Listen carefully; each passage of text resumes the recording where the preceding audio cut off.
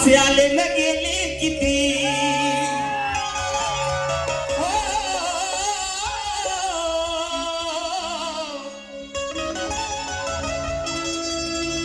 कोणी बी असू दे बाबासाहेबांसमोर सगळ्यांना झुकावंच लागतं. मग देशाचे पंतप्रधान असो किंवा देशाच्या राष्ट्रपती असो, या बाबासाहेबांसमोर सगळ्यांना नतमस्तक व्हायला लागतं. म्हणून हे गाणं आहे की असे आले न गेले किती,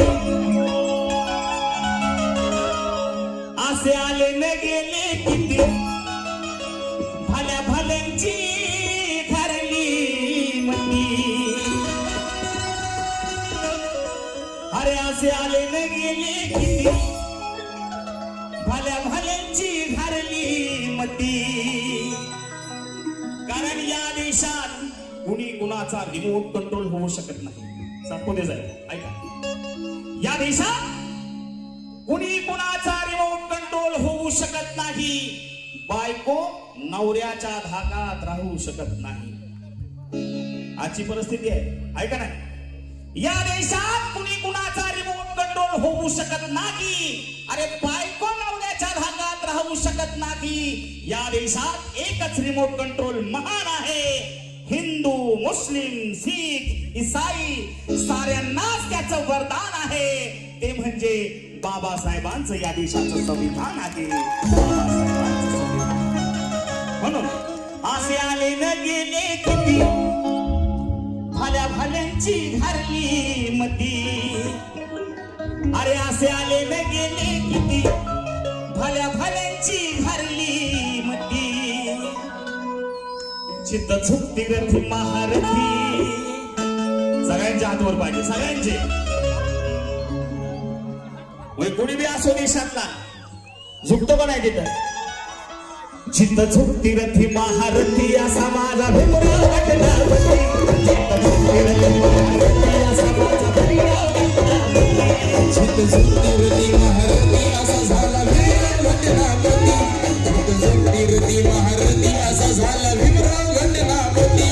असे आले न गेले किती, भल्या भल्यांची ठरली मती.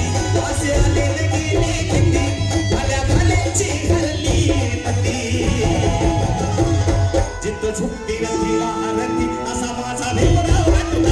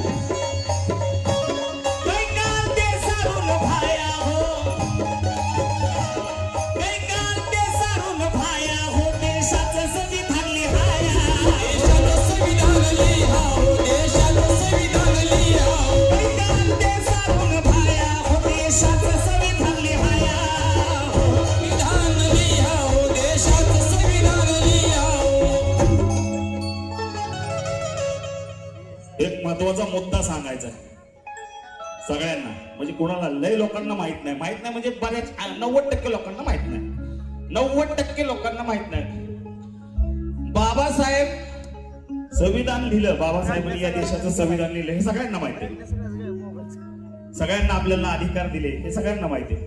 परंतु बाबासाहेब संविधान समितीवर किंवा संविधान लिहिण्यासाठी बाबासाहेबांना येऊच द्यायचं नाही. बाबासाहेब आलेच नसते संविधान समितीवर, हे माहिती आहे का तुम्हाला? बाबासाहेबांनी काय कष्ट केले संविधान समितीवर येण्यासाठी? त्यावेळेस काँग्रेसचं राज्य होतं, म्हणजे काँग्रेसचं राज्य होतं पण काँग्रेसच्या हातात तेच जाणार होता. त्यावेळेस वल्लभभाई पटेल काँग्रेसचे मोठे पुढारी होते.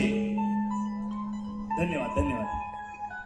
बघा त्यावेळेस वल्लभभाई पटेल काँग्रेसचे मोठे पुढारी होते. ते म्हटले होते या दिल्लीच्या संसदेच्या दरवाजे तर काय बाबासाहेबांसाठी खिडक्या देखील आम्ही बंद केलेल्या आहेत. म्हणजे किती जातीवाद होता बघा. बाबासाहेबांसारखा माणूस जो क्षुद्र आहे, दलित आहे, दलित वर्गातून संविधान समितीवर किंवा संसदेत बाबासाहेब येऊ नयेत यासाठी बरेच प्रयत्न झाले. बाबासाहेबांसाठी या या संविधानाचे दालन तर काय, या संसदेचं दरवाजे तर काय, खिडक्या देखील आम्ही बंद केलेल्या आहेत. बाबासाहेबांना संविधान समितीवर येऊ द्यायचं नव्हतं. बाबासाहेबांचा पक्ष होता फेडरेशन ऑफ इंडिया असे काहीतरी ते पक्ष होता. संविधान समितीवर जायचं असेल, संसदेत जायचं असेल तर त्या पक्षाचा एखादा तरी खासदार पाहिजे. मी हे का सांगतोय, हे सगळं तुम्हाला का सांगतोय, नातेपुतेचं पब्लिक ऐकणार आहे, बरोबर, ऐकणार पब्लिक हे मला माहित आहे. म्हणून मी इतर ठिकाणी कुठं सांगत बसत नाही. मी सातपुते साहेब ऐकतायत बसलेत म्हणून सांगतोय की या देशात एकतरी खासदार त्या पक्षाचा पाहिजे, म्हणजे संसदेत किंवा तुम्हाला संविधान समितीवर जाता येईल. बाबासाहेबांचा या पक्षाचा एक खासदार बंगालमधून निवडून आला होता, बंगालच्या त्या प्रांतातून.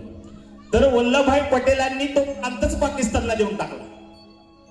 कारण त्या पक्षाच्या त्या खासदाराच्या जोरावर बाबासाहेब संसदेत येतील, मग संविधान समितीवर येतील. म्हणून वल्लभभाई पटेलांनी तो प्रांतच पाकिस्तानला देऊन टाकला फायलीमध्ये.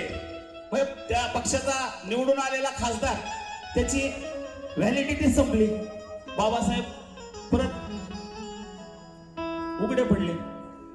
कसं जाणार समितीवर, प्रश्न पडला बाबासाहेबांना. मग त्या काळातील त्या व्हाईस रॉयला बाबासाहेब जाऊन भेटले, अनेक चर्चा केल्या. कित्येक वेळा बाबासाहेब परदेशाला गेले, कित्येक वेळा त्यासाठी कित्येक वेळा परदेशाला गेले, आले. भरपूर पूर्तता बाबासाहेबांनी केली. आणि मग त्यांनी सांगितलं, इंग्रजांनी सांगितलं की जर बाबासाहेब संविधान समितीवर नसतील, म्हणजे बाबासाहेबांना इंग्रजांना माहित होतं की या माणसाची बुद्धी काय आहे, या देशाचं संविधान कोण लिहू शकतं, या देशात प्रत्येकाला समान अधिकार कोण देऊ शकतो, इंग्रजांना माहित होतं. इंग्रजांनी या देशातील त्या काँग्रेसच्या सगळ्या लोकांना सांगितले, जर बाबासाहेब संविधान समितीवर नसतील तर तुम्हाला स्वातंत्र्यच मिळू शकणार नाही. लक्षात घ्या, बाबासाहेब जर संविधान समितीवर नसतील तर तुम्हाला स्वातंत्र्य मिळू शकणार नाही. मिळेल पण थोड्या वेळाने, मग अजून थोडं आपण 4-5 वर्ष घालू याच्यावर. 1947 ला नसतं भेटलं स्वातंत्र्य, थोडा वेळ जाईल मग याच्यासाठी. मग घाबरले सगळे, अरे आता काय करायचं, सगळे घाबरले. मग बाबासाहेबाला मुंबईमधून निवडून दिलं. त्यांची म्हणजे ही झाली, मजबुरी झाली. बाबासाहेबांना निवडून दिले. मग बाबासाहेब संविधान समितीवर आले. साधे सुधे कष्ट केले नाहीत. बाबासाहेबांना संविधान समितीवर येण्यासाठी सुद्धा बरेच कष्ट करावे लागले. या जातीवादानं तिथं देखील बाबासाहेबांचा छळ केलेला आहे. म्हणून सांगायचं, काही कांदे सारून बाहेर, काही कांदे सारून बाहेर, देशाचं संविधान लिहाया, देशाचं संविधान लिहा, देशाचं संविधान लिहा. काही कांदे सारून बाहेर, देशाचं संविधान लिहाया, देशाचं संविधान लिहा, देशाचं संविधान लिहा. होती भीमाला त्यानी छाया रे, होती भीमाला त्यानी छाया रे, होती भीमाला त्यानी छाया रे. कार्य साऱ्यांचं गेलंय वाया, साऱ्यांचं गेलंय वाया रे, कार्य साऱ्यांचं गेलंय वाया रे. होती भीमाला त्यानी छाया रे, कार्य साऱ्यांचं गेलंय वाया रे, कार्य साऱ्यांचं गेलंय वाया रे, कार्य साऱ्यांचं गेलंय वाया रे. मसुदा समिती, देशाच्या संविधानाची संविधान समिती वेगळी, कॉन्स्टिट्यूशन कमिटी वेगळी, त्याच्यातली ड्राफ्टिंग कमिटी, त्याच्यातही अजून एक कमिटी होती, ड्राफ्टिंग कमिटी. संविधान समितीचे अध्यक्ष राजेंद्र प्रसाद होते, जे पहिले देशाचे राष्ट्रपती होते. पण अजून एक त्याच्यात ड्राफ्टिंग महत्वाची कमिटी, त्याच्यात अजून एक कमिटी होती ड्राफ्टिंग कमिटी, मसुदा समिती. त्या समितीचे डॉक्टर बाबासाहेब आंबेडकर हे अध्यक्ष होते. त्या समितीत 7 सदस्य होते. बाबासाहेब धरून 7 सदस्य होते. त्यातील 2 सदस्य आपल्या पर्सनल कामासाठी वेळ देऊ शकले नाही. 2 सदस्य आजारी असायचे. 2 सदस्य परदेशाला निघून गेले. त्या 7 लोकांपैकी एकानेही या देशाच्या ड्राफ्टिंग कमिटीवर काम केले नाही, देशाच्या संविधानासाठी काम केले नाही. एकट्या डॉक्टर बाबासाहेब आंबेडकरांनी या देशाचं संविधान लिहिलं. एकट्या डॉक्टर बाबासाहेब आंबेडकरांनी 2 वर्ष 11 महिने आणि 18 दिवसात या देशाचं संविधान लिहिलं. त्या काळात डॉक्टर बाबासाहेबांना ती शुगर वाढली. त्यांचा जो लवकर मृत्यू झाला ना 64-65 वर्षात, तो काय त्यांच्या आजारपणामुळे किंवा कशामुळे नाही झाला. या देशाच्या संविधान लिहिण्याच्या काळात त्यांचा आजार वाढला, त्यांचं जागरण वाढलं, त्यांची दगदग वाढली, त्यामुळे त्यांची शुगर वाढली आणि त्यामुळे डॉक्टर बाबासाहेब आंबेडकरांचा त्यामध्ये त्या आजारपणात त्यामुळे मृत्यू झाला. म्हणजे बाबासाहेबांचं बलिदान, बाबासाहेबांचा जो देहांत झाला तो खऱ्या अर्थानं या देशासाठीच झालेला आहे, लक्षात ठेवा. काय वर्णावी महती, किती किती करावी स्तुती. काय वर्णावी महती, किती किती करावी स्तुती. जिथं झुकती रथी महारथी असा झाला भीमराव घटनापती.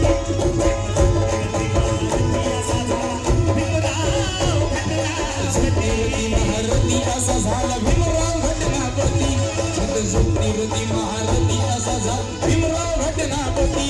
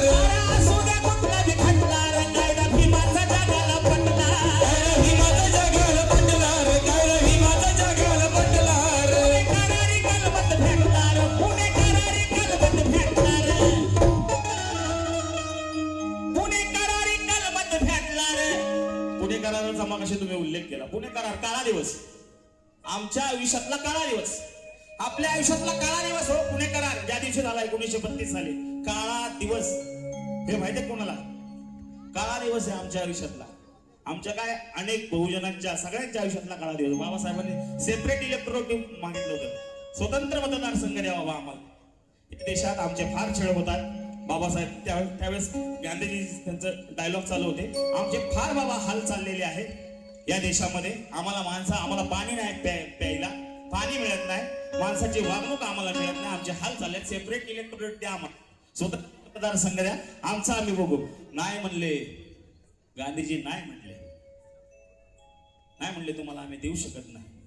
2 मताचा अधिकार पण त्यावेळेस मिळणार होता. 2 मताचा म्हणजे आपण मतदान करायचं आपल्या एका कॅन्डिडेटला आणि ओपन जनरल कॅटेगरीच्या कॅन्डिडेटला सुद्धा 2 मताचा अधिकार आपल्याला मिळणार होता. लक्षात घ्या, 2 मताचा जर अधिकार आपल्याला मिळाला असता तर काय चमत्कार झाला असता. आता सुद्धा चमत्कार झालेलाच आहे, पण अजून मोठा चमत्कार झाला असता. 2 मताचा अधिकार म्हणजे समजा आपल्या इथे इलेक्शन चालू आहे, एक ओपन कॅटेगरीचा कॅन्डिडेट आहे आणि एक SC ST चा कॅन्डिडेट आहे. आपण SC ST च्या कॅन्डिडेटला सुद्धा मतदान करणार त्याच दिवशी, तिथंच त्याच बूथवर. आणि ओपन कॅटेगरीचा जर जो कोणी असेल तो, आपल्याला जो वाटेल तो, त्याला सुद्धा आपण मतदार करू शकलो असतो. पण नाही होऊ दिलं. गांधीजी म्हटले तुम्हाला असं मिळणार नाही, म्हणून गांधीजी उपोषणाला बसले बाबासाहेबांच्या विरोधात. मग त्यावेळेस त्यांची तब्येत खालावली, मरायला टेकले वगैरे सगळं झालं. त्यानंतर अरे असू द्या कुठला बी खटला रे, अरे असू द्या कुठला बी खटला रे, कायदा भीमाचा जगाला पटला, भीमाचा जगाला पटला रे, कायदा भीमाचा जगाला पटला रे. पुणे करारी कलबत भेटला रे, पुणे करारी कलबत भेटला रे, पुणे करारी कलबत भेटला रे. एका सही न गाठी सुटला, एका सही न गाठी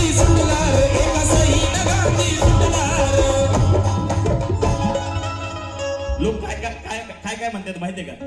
बाबासाहेबांनी सही केली म्हणून येरवडा जेलमधून गांधीजी सुटले वगैरे, तसं नाही ते अगदी बाळबोध बोलतात लोक. या उपोषणादरम्यान त्यांची तब्येत खालावली, त्यामुळं बाबासाहेब आणि गांधीजींमध्ये करार झाला. त्याला पुणे पॅक्ट म्हणतात. पुणे करार, पुणे पॅक्ट 1932 साली येरवडा जेलमध्ये झाला, जिथं आम्ही राहतो. माझं घर आहे तिथं येरवडा. म्हणजे तिथून 1-2 मिनिटं आम्हाला रोज येरवडा जेल जाता येणं दिसतं. आणि त्या येरवडा जेल पासून मला काय माहित नव्हतं, काय नाही, पण इथं बाबासाहेब येऊन गेलेत म्हटल्यानंतर ते मला अजून त्या येरवडा जेलचं महत्व वाटलं. सारखं आम्ही आता जातो, मी साजन सारखं आम्ही तिथं जातो. बाबासाहेब इथे येऊन गेले. येरवडा जेलचं महत्व त्यासाठी आहे आम्हाला. गांधीजी होते म्हणून आम्हाला महत्व नाही. तिथून येरवड्याच्या थोडस अजून पुढे गेले की आगा खान पॅलेस आहे. तिथं तर बाबासाहेब आपलं गांधीजी नजर कैदेत होते बरेच वर्ष. त्याचं आपलं महत्व नाही. येरवडा जेल बाबासाहेब इथे येऊन गेले, त्यामुळे आम्हाला त्या येरवडा जेलचं महत्व आहे. पुणे करारी कलमत भेटणार बाबासाहेबांचा गांधीजीचा डायलॉग चालू असताना त्या डायलॉग दरम्यान गांधीजींची तब्येत खालावली. गांधीजी मरायला टेकले. मरायला टेकल्यानंतर जर गांधीजी जेलमध्ये त्यांचा मृत्यू झाला असता तर संपूर्ण समाजाला त्याचा परिणाम झाला असता. कारण लोकांनी मारलं असं त्या काळात. तुमच्यामुळे गांधीजी मेले म्हणून त्यांनी आपले आतोनात हाल केले असते. म्हणून बाबासाहेबांनी तो विचार केला, जर माझ्या ह्या विशेष अशा या गोष्टीमुळे जर गांधीजींचा मृत्यू झाला तर सगळा रोष समाजावर जाईल. त्यामुळं काही निवडक अटी आणि शर्तींवर पुणे पॅक्ट बाबासाहेबांनी साईन केला आणि गांधीजींचा जीव वाचला. पण तो पुणे पॅक्ट साईन करत असताना देखील अजून एक महत्वाची घटना घडली होती. पुणे करारी कलमत भेटला रे, एका सखीनं नाही सुटला रे. बोलत होती कस्तुरबा, बोलत होती बाबा उपकार तुमचं किती. कस्तुरबा गांधी बाबासाहेबांना भेटायला त्यांच्या घरी आले. कस्तुरबा गांधी गांधीजींच्या पत्नी बाबासाहेबांना भेटायला घरी आले. म्हटले, बाबासाहेब तुम्ही फार मोठे नेते आहात तुमच्या समाजातील, परंतु या देशाचं फार मोठं स्वातंत्र्य आपल्याला मिळवायचं, त्याचे फार मोठे हे लीडर आहेत गांधीजी. तर माझ्यासाठी माझ्यावर उपकार करा तुम्ही आणि तुमचं उपोषण मागे घ्या आणि गांधीजींचे प्राण वाचवा. त्या भगिनीच्या त्या हाकेला बाबासाहेबांनी ओ दिला आणि त्या पुणे पॅक्टवर सह्या केल्या. मौके की घडी हाथ से कभी छूटने ना दी, मौके की घडी हाथ से कभी छूटने ना दी, रिश्ते की डोर भीमराव ने कभी टूटने ना दी, कृष्ण भगवान ने द्रौपदी को लूटने ना दी. अरे लेकिन मेरा भीम ऐसा दिलदार भाई था जिसने कस्तूरबा की चूड़ियां फूटने ना दी, कस्तूरबा की चूड़ियां फूटने. कस्तूरबा बोलत होती बाबा उपकार तुमचं किती. कस्तूरबा बोलत होती बाबा उपकार तुमचं किती. जिथं झुकती रथी महारथी असा झाला भीमराव गंडापती. जिथं झुकती रथी महारथी असा झाला भीमराव गंडापती. जिथं झुकती रथी महारथी असा झाला भीमराव गंडापती. जिथं झुकती रथी महारथी असा झाला भीमराव गंडापती. असे आले गेले किती भल्या भल्याची हरली मती. असे आले गेले किती भल्या भल्याची हरली मती. जिथं झुकती रथी महारथी असा झाला भीमराव गंडापती. जिथं झुकती रथी महारथी असा झाला भीमराव गंडापती. जिथं झुकती रथी महारथी असा झाला भीमराव गंडापती. जिथं झुकती रथी महारथी असा झाला